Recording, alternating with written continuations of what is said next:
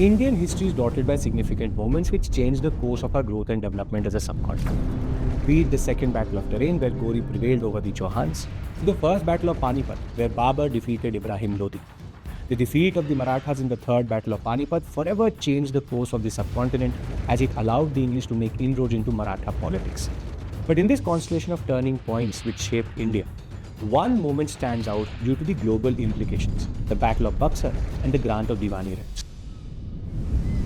Since their inception in the subcontinent, the British played a wait-and-watch game in most sectors. They projected themselves as innocent traders, and this allowed them to get multiple concessions in 17th century, be it the two Jahangir Farmans which gave them Surat and access to other spaces, or be it the Golden Farman in Golconda, which was the model which will be followed across India. This will in turn lead to the Magna Carta of the British in India, which is the Farrukhsiyar Farman of 1717, which sold off India itself. But their involvement in Bengal forever changed the course of history, be it local or global. All concessions gave inroads but never changed the nature of the British in India. British inroads into Bengali politics was based on global events, which were dividing Europe for now close to 4 decades: the Austrian War of Succession and the 7 Years' War. The British wanted to safeguard their interests vis-à-vis the French, and this is where the fortifications brought them to an impasse and a clash with Sirajuddaulah. The subsequent refusal to remove these fortifications and the Black Hole incident gave way to an important moment. The Battle of Plassey was not a battle, was not a war, it was a conspiracy. Clive was given access to Bengali internal politics due to the dynamic nature of the politics itself and due to the power-hungry nature of Mir Jafar and his fellow conspirators. But for the British, the Battle of Plassey was just a foot in the door. With multiple concessions and Sirajuddaulah out of the way, Robert Clive and his fellow looters could exploit a free hand in Bengali politics. They had received multiple gifts, a lot of money, but it did not fundamentally change the nature of the English. The English still remained a trader with a puppet ruler in their hand. The same cannot be said for the grant of Diwani via the Treaty of Allahabad and the Battle of Buxar.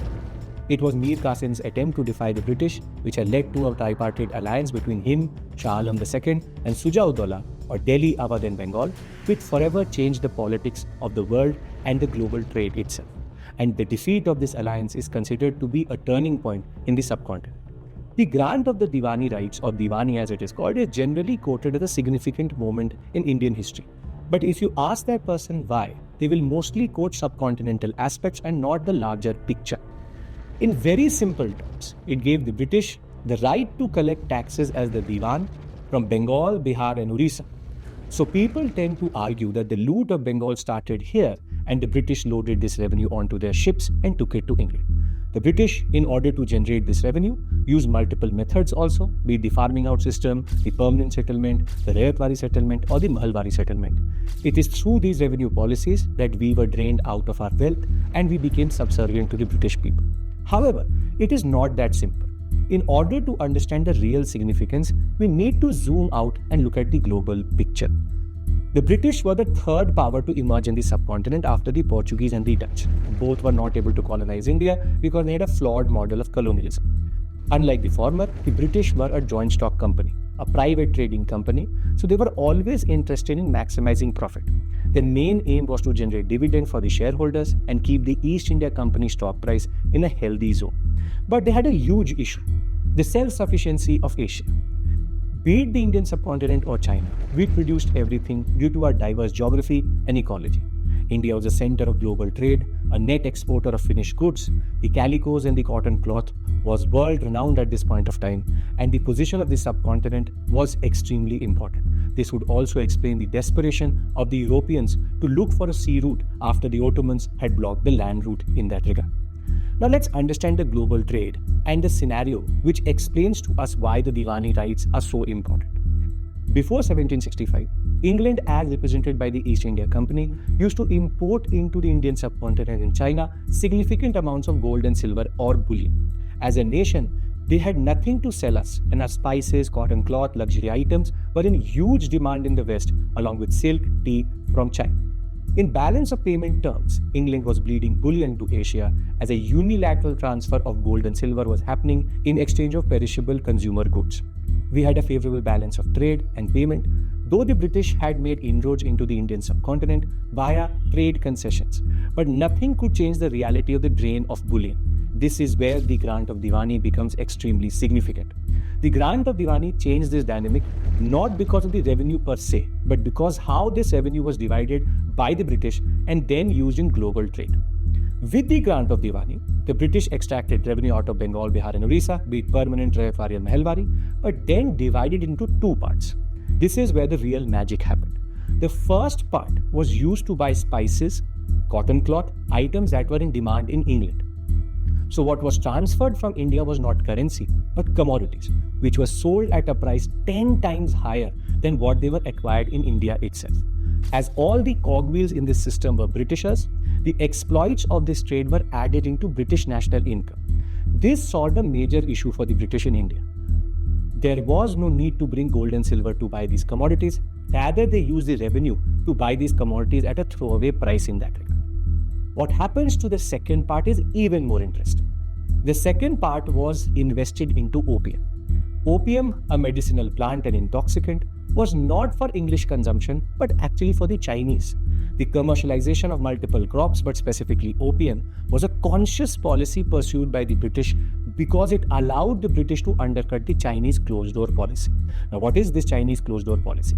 Under the Chinese closed-door policy at Canton, one could not leave the port with gold and silver.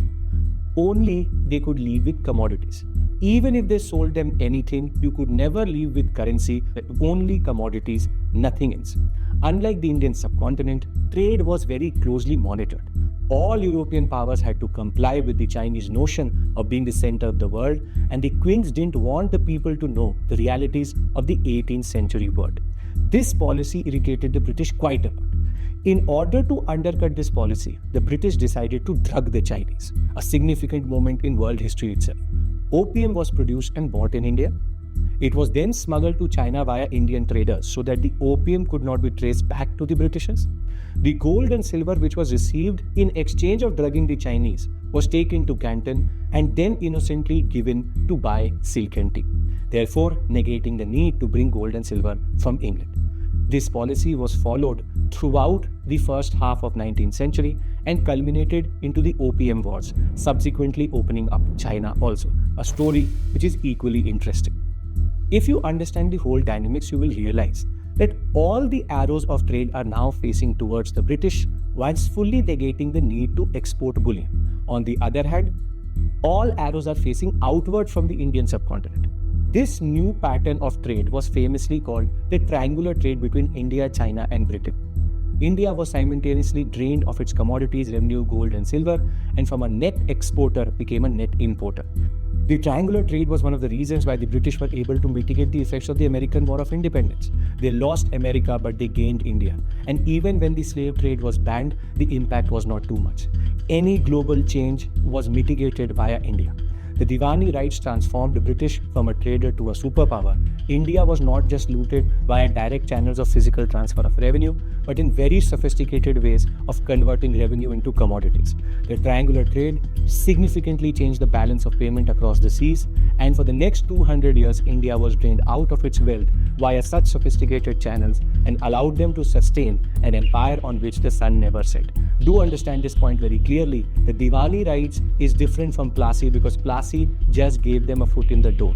The gates were opened because of the Grant of Diwani.